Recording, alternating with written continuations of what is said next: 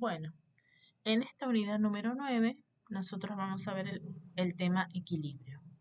En realidad vamos a ver dos tipos de equilibrios diferentes, un equilibrio que se llama equilibrio químico y el otro se llama equilibrio ácido-base. Para eso nosotros vamos a comenzar con una situación habitual en la cual nos resulta relativamente fácil ver el equilibrio. En este caso es entre dos estados de la materia, por ejemplo, entre agua líquida y agua gaseosa. Si nosotros tenemos acá un vaso con agua líquida, sabemos que hay una cierta cantidad de moléculas que tienden a pasar a la fase de vapor. Si esto lo cerramos, digamos, por eso ponemos una campana para que las moléculas no se escapen. Al principio, digamos, hay una tendencia de las moléculas del líquido a pasar al vapor, pero después hay una tendencia de las moléculas del vapor volver a pasar al líquido, hasta que se establece un equilibrio, que muestro con esta doble flecha, en la cual vamos a decir que continuamente hay moléculas que se están evaporando y hay moléculas que se están condensando. Y podemos decir que se ha alcanzado un equilibrio. ¿Y cómo lo escribimos? Bueno, decimos que el agua líquida está pasando a agua gaseosa o vapor y a su vez el agua que está gaseosa también está pasando a agua líquida. Esa es una forma de escribir el equilibrio que es a través de esta doble flecha.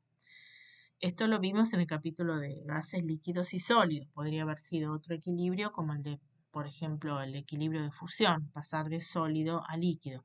Bueno, cualquiera de esas situaciones es una situación de equilibrio en la cual nos resulta relativamente sencillo observar esto, digamos, qué es lo que está pasando con las moléculas. Si nosotros tuviéramos que definir al equilibrio químico, que es el que vamos a ver en primer lugar, en primera instancia, ¿con qué nos vamos a encontrar nosotros? Con reacciones químicas que son reversibles.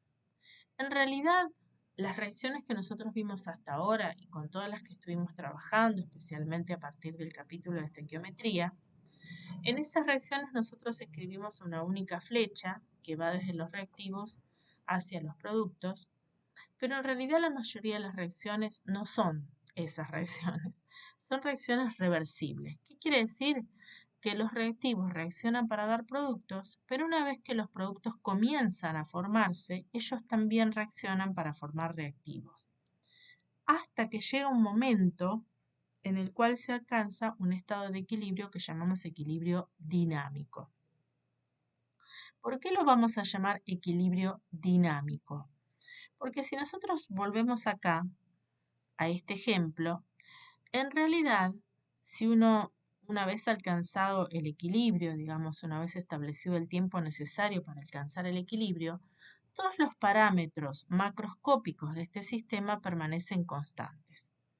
Sin embargo, microscópicamente, y si uno pudiera mirar lo que está pasando con esas moléculas, veríamos que continuamente hay moléculas del estado líquido que pasan al estado gaseoso y continuamente hay moléculas del estado gaseoso que pasan al estado líquido.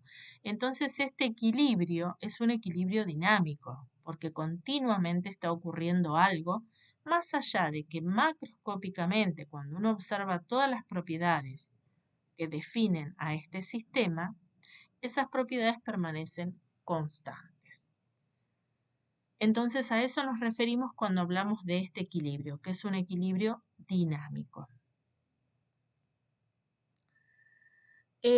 Dijimos que estamos hablando de una reacción química que llamamos reversible. ¿Por qué? Porque pueden los reactivos pasar a productos, pero también los productos pueden pasar a reactivos.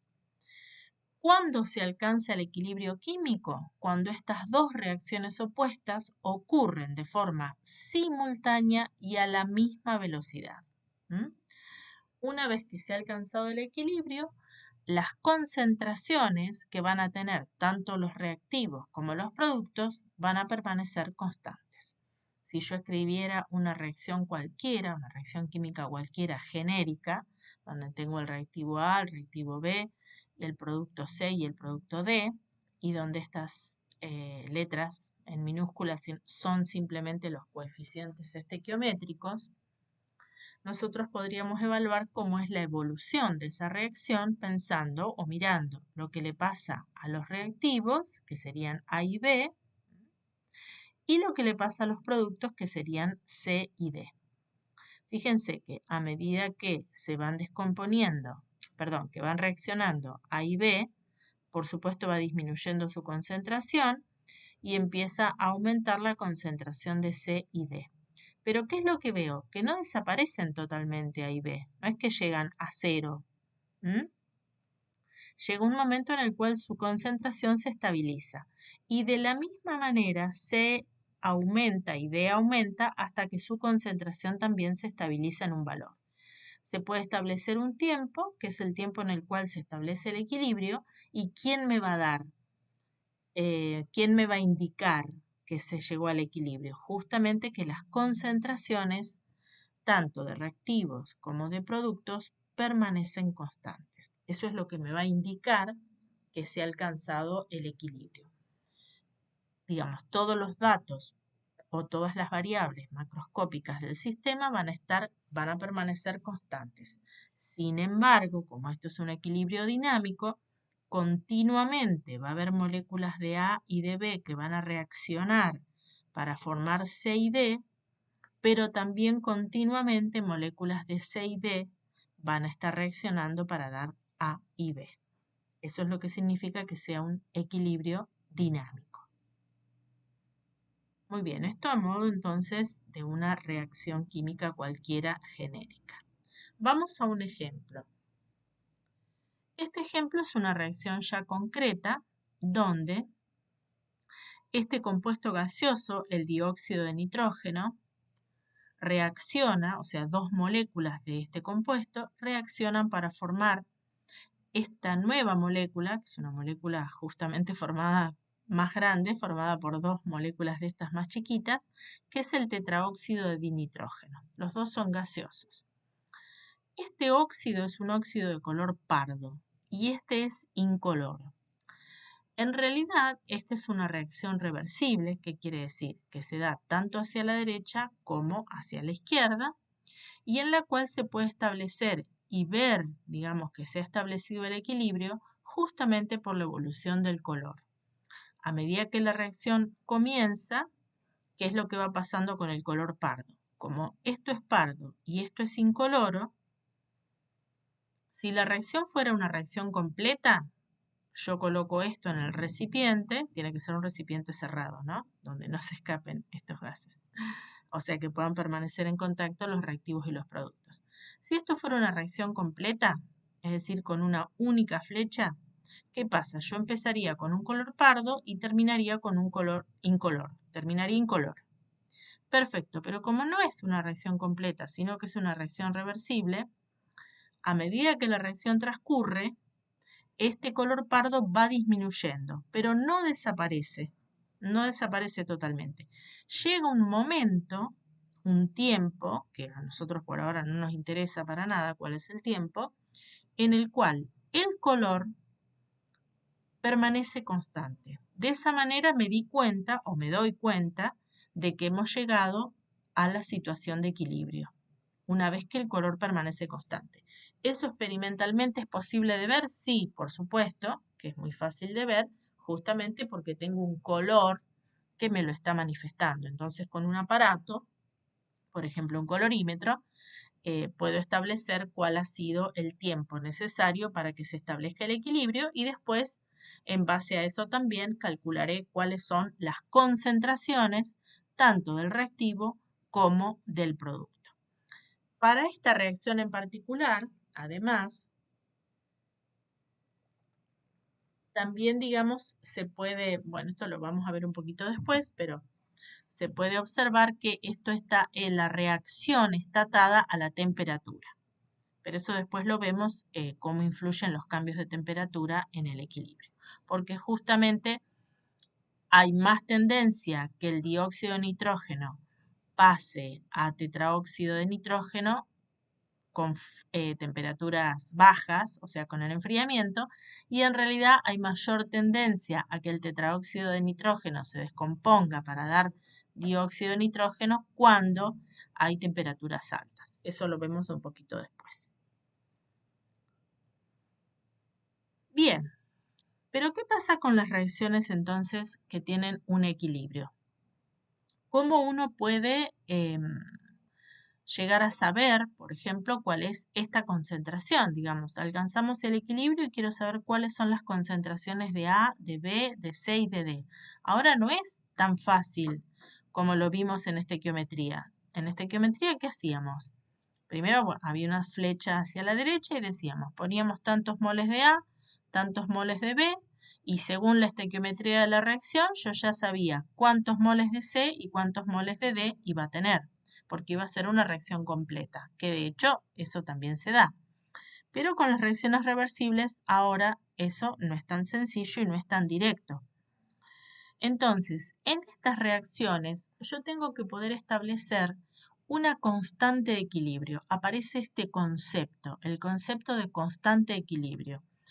Un parámetro que va a ser muy importante en las reacciones reversibles, porque es justamente el parámetro que voy a poder calcular y que me va a permitir encontrar cuáles son las concentraciones de los reactivos y los productos una vez alcanzado el equilibrio en esa reacción. Otra vez entonces, dada una reacción química cualquiera, como podría ser esta, vamos a decir que la constante de equilibrio que se indica como K mayúscula sub C, K sub C es la constante de equilibrio, va a ser igual a esta relación de concentraciones, donde en el numerador tengo la concentración de los productos, ¿ven? La concentración de C en el equilibrio elevado a la C, donde estas letritas chiquitas son los coeficientes estequiométricos, multiplicada por la concentración de D elevado a la D, dividido en el denominador que voy a tener, la concentración de los productos. La concentración de A elevado a la A por la concentración de B elevado a la B.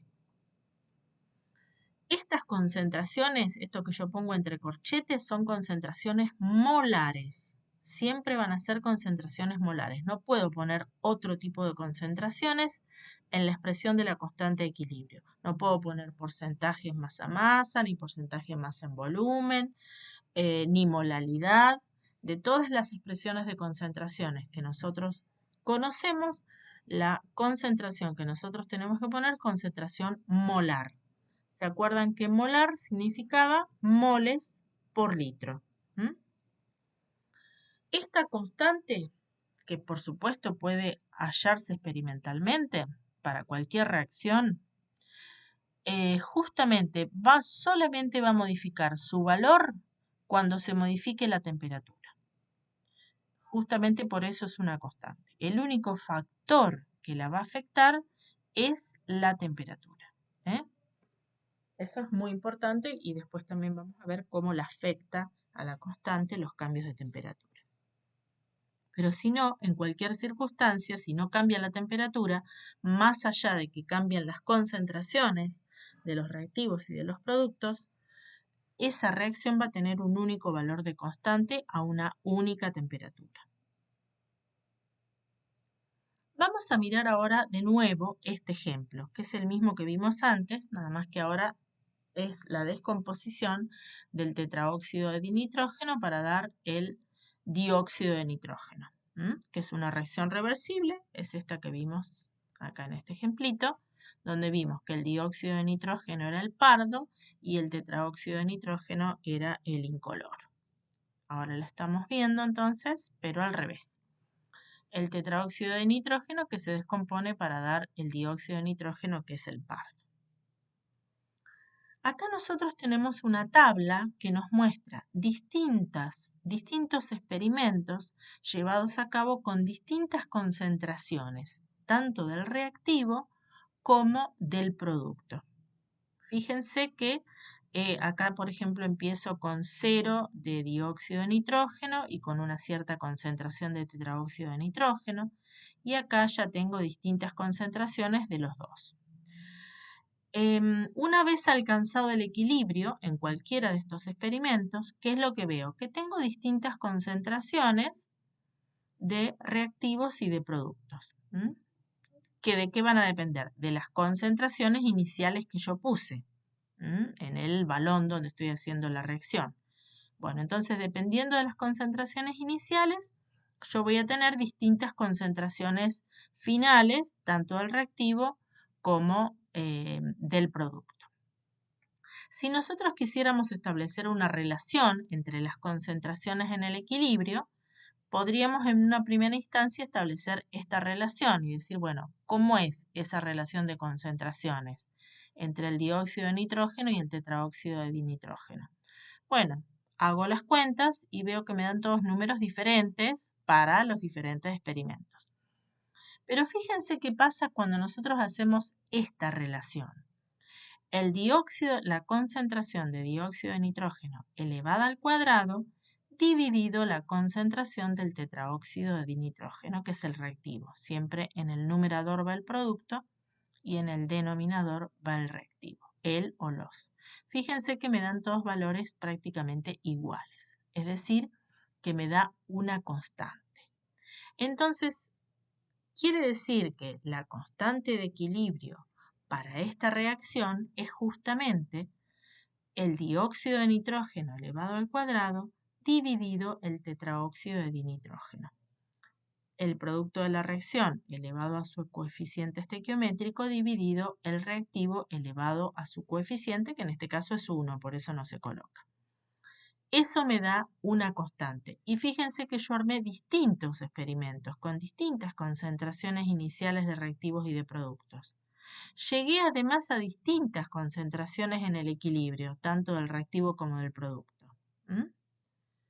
Pero cuando yo pongo la expresión de la constante de equilibrio, en cualquiera de los casos me da el mismo valor.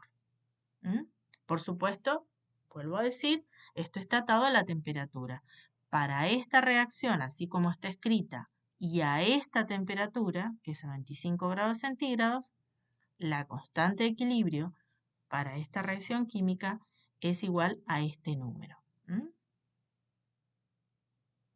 Bien. ¿Qué pasa cuando los equilibrios? Cuando en los equilibrios yo tengo sustancias que están en distinto estado físico. Por ejemplo, como esta reacción. Esta reacción es la reacción de combustión del carbono. El carbono es un sólido, en presencia del oxígeno, entra en combustión y se transforma en dióxido de carbono, que es gaseoso. En realidad esta es una reacción que cuando está abierta la atmósfera, quiere decir cuando el dióxido de carbono se escapa, porque estamos en un sistema abierto, como cuando vamos a preparar el asadito y empezamos a quemar el carbón, es una reacción que es una reacción completa, se da solamente en esta dirección, de izquierda a derecha.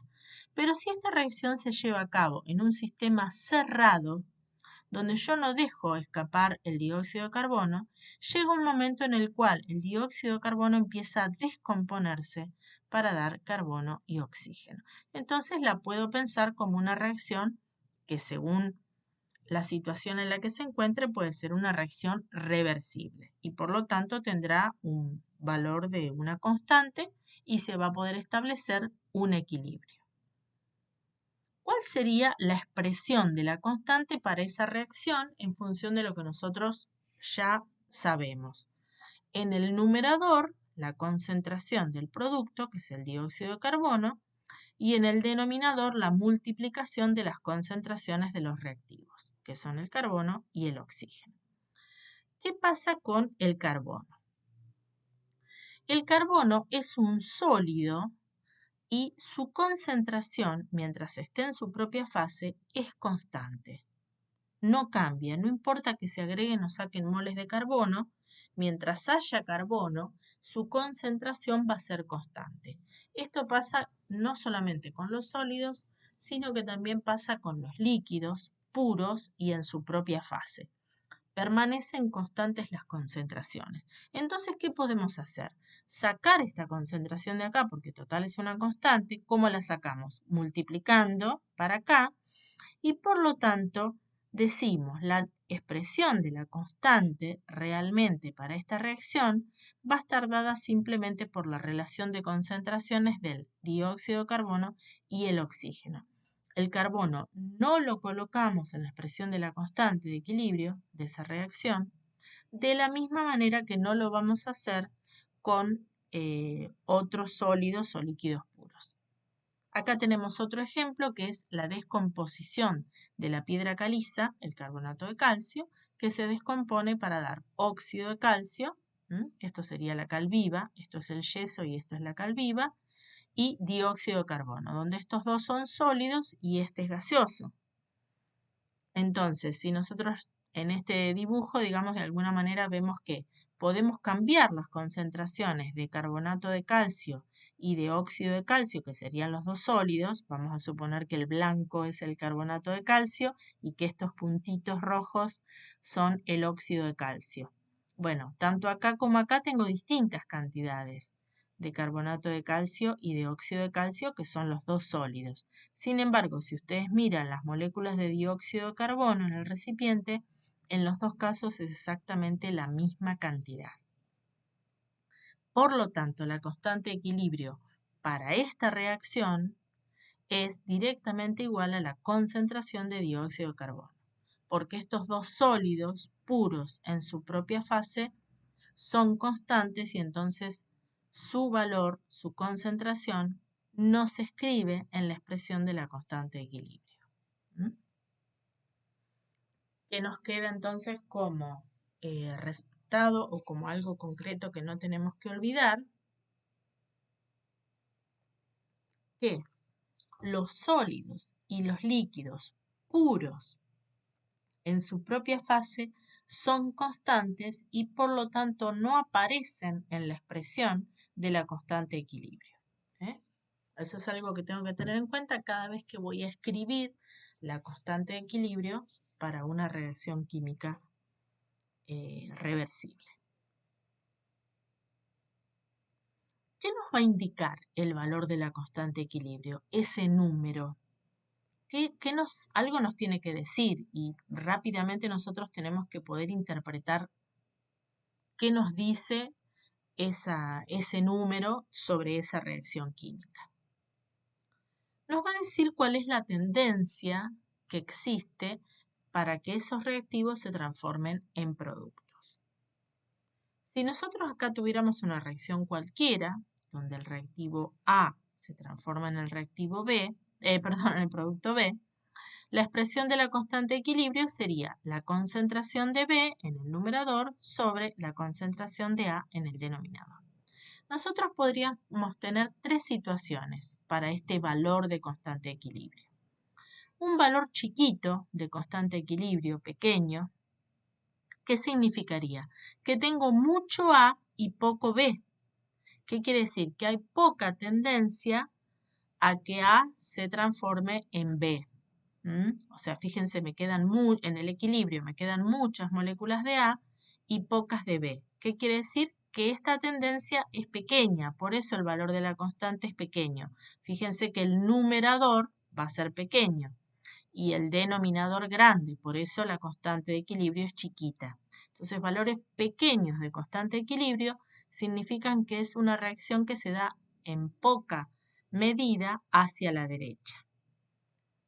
Cuando nosotros tenemos una constante de equilibrio cercana a 1, aproximadamente 1 o cercana a 1, eso nos indica que las dos reacciones se dan más o menos con la misma magnitud. ¿Qué quiere decir? Que tenemos más o menos la misma tendencia que A se transforme en B, que B se transforme en A. Por eso, una vez que llegamos a la situación de equilibrio, tenemos más o menos las mismas concentraciones. En este caso, como K es igual a 1, tenemos exactamente la misma concentración de A que de B. ¿Y qué pasa cuando K es grande? Cuando K me da un número grande, mayor a 1, por supuesto, ¿no? En este caso, por ejemplo, 10, hemos puesto como en forma genérica. Significa que tengo mucha concentración de producto y poca concentración de reactivo. Quiere decir que hay una tendencia más importante a que A se transforme en B que la inversa que B se transforme en A. Por eso es que B, que está en el numerador, es un número grande y por eso me da una constante grande. Y bueno, y acá lo vemos simplemente con el dibujo. Tengo mucha mayor concentración de B que de A. Entonces, la constante de equilibrio con su número, con su valor, ya me dice algo importante acerca de esa reacción química. Bien, entonces esto es simplemente para reforzar lo que acabamos de decir. Si nosotros tenemos una reacción con una constante de equilibrio menor a 1, significa que contiene mayor concentración de reactivos que de productos. Lo que dijimos recién que sería este caso. Una reacción con constante equilibrio aproximadamente 1 tiene más o menos las mismas concentraciones de productos que de reactivos, que sería este caso. Y una reacción que tiene una constante de equilibrio mayor a 1 tiene mayor concentración de productos que de reactivos en el equilibrio. Esto ahora lo podemos ejemplificar con una reacción que ya vimos, que volvemos a verla. Por ejemplo, la descomposición del tetraóxido de dinitrógeno para dar dióxido de nitrógeno, esta reacción que se da solamente en fase gaseosa, por eso es un equilibrio homogéneo, porque se da todo en la misma fase, dijimos que tiene una constante de equilibrio que está dada por la concentración del producto elevado al cuadrado dividido la concentración del reactivo elevado a la 1. Recuerden que los exponentes son los coeficientes estequiométricos. Esta constante me da 4,63 por 10 a la menos 3. Este es un valor pequeño. ¿Esto qué significa? 0,00463. Es un valor mucho menor a 1, pequeño. Muy bien. ¿Qué pasa si nosotros miráramos la reacción inversa? ¿Cuál es la reacción inversa? Si yo la mirara desde el dióxido de nitrógeno hacia el tetraóxido de nitrógeno, esa sería la reacción inversa. Entonces, la reacción inversa también tiene una constante de equilibrio. Y justamente, dada una reacción que ya conocemos su constante de equilibrio, podemos establecer cuál es la constante de equilibrio de la reacción inversa, porque ese valor es justamente igual a 1 dividido la constante de equilibrio. La constante de una reacción inversa, que por eso la escribimos como K' sub C, es igual a 1 sobre K sub C. En este caso, la constante de equilibrio para esta reacción yo ya la conozco, es 4,63 por 10 a la menos 3. Entonces, cuando hago esta cuenta, 1 dividido la constante de equilibrio me da 216. Me da un valor de constante grande. Me da un valor de constante mucho mayor a 1. Entonces, esta reacción que yo ahora le escribo, o sea, en vez de ser esto el producto, la escribo como el dióxido de nitrógeno reactivo, que se transforma en tetraóxido de dinitrógeno, que va a ser el producto, tiene una constante igual a 216. ¿Qué quiere decir? Que es una reacción que se va a dar en gran medida de este reactivo hasta este producto. Se va a dar mucho más que esta que escribimos acá, porque justamente al ser esta constante mayor, lo que se va a dar probablemente y en mayor medida es esta reacción, así como la estamos escribiendo. Es decir, que el dióxido de nitrógeno se transforme en tetraóxido de dinitrógeno. ¿Esto quién me lo dice? El valor de la constante. Un valor de constante grande significa que tengo una gran cantidad de producto. Muy bien.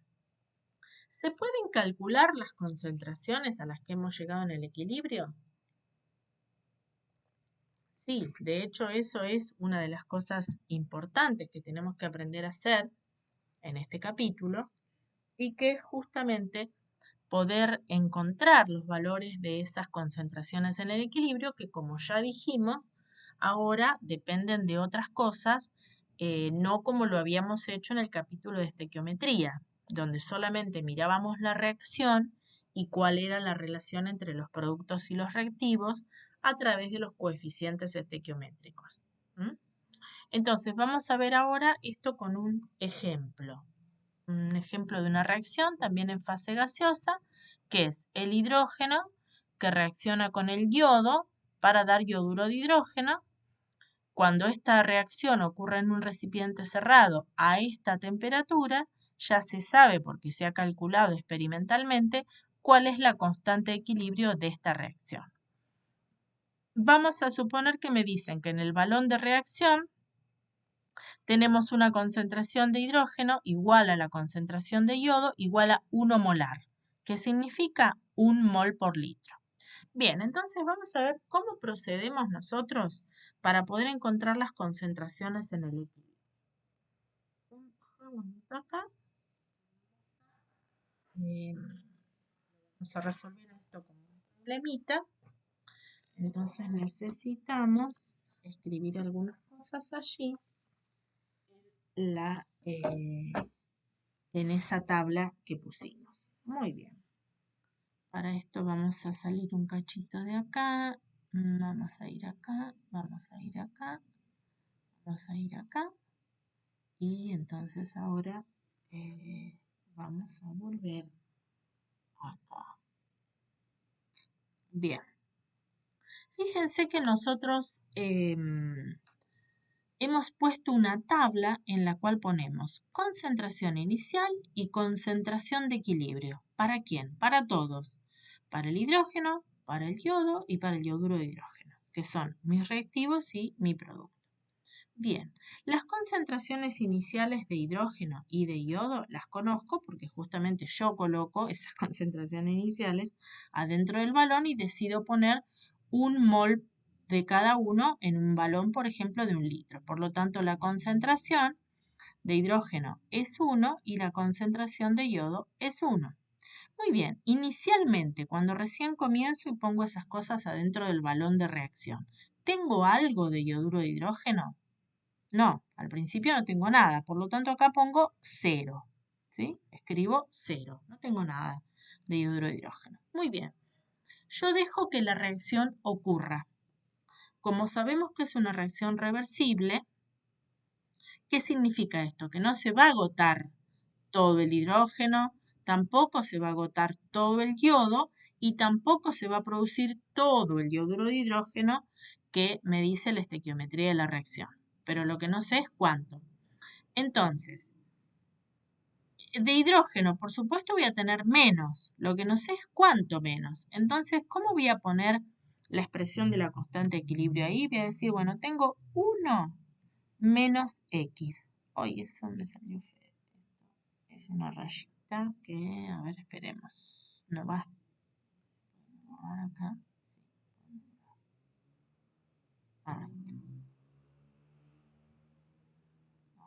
Ahora.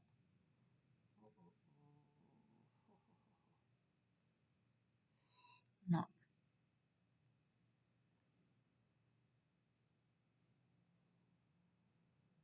Vamos a hacer así, perdón, mantener, pero vamos a ir acá de nuevo. Entonces vamos a ir de nuevo acá, vamos a ir de nuevo acá, vamos a ir de nuevo acá y ahora vamos a ir de nuevo acá. Bueno. Me quedo con el coso este. No, entonces es a ver si lo